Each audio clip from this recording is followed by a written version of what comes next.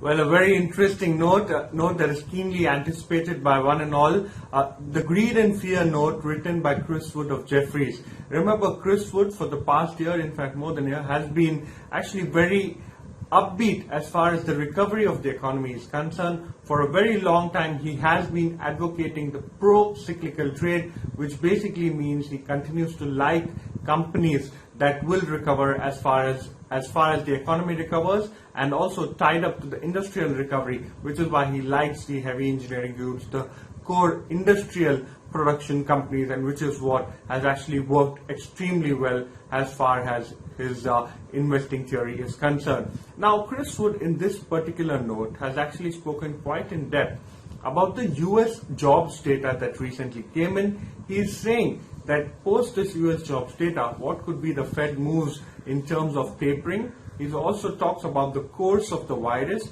and he talks about the bond yield movement and whether or not bond bears at this point of time would be happy or not.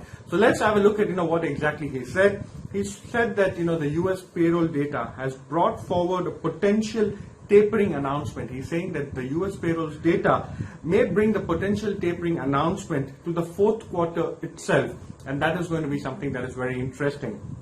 He's saying that the US jobs data was quite positive, although it wasn't really spectacular. He's saying that non-farm payrolls actually increased by 9.4 lakh jobs in July, the biggest increase in non-farm payroll jobs data since August 2020. He's also saying that the job gains in May and June too have been revised upwards, and the average hourly earnings growth also continues to accelerate. He's saying that the lowest wage industries, however, which is leisure and hospitality, have been experiencing the highest wage growth, and he believes to a certain extent this is skewing the actual data. He's saying there has been significant progress made towards the Fed's goal of broad and inclusive employment, and this also he believes is quite positive in terms of the actual economy getting better.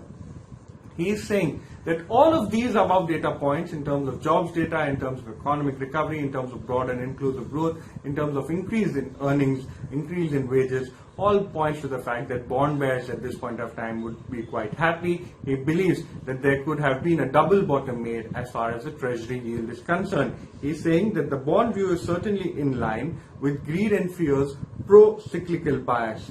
However, what he says that the key variable as regards the cyclical trade remains the course of the virus. So he believes that in case there are worries of the virus expanding further, it could be something that could actually have an impact as far as the pro-cyclical trade is concerned. He's saying COVID waves will continue to disrupt production in Asian factories as it spreads.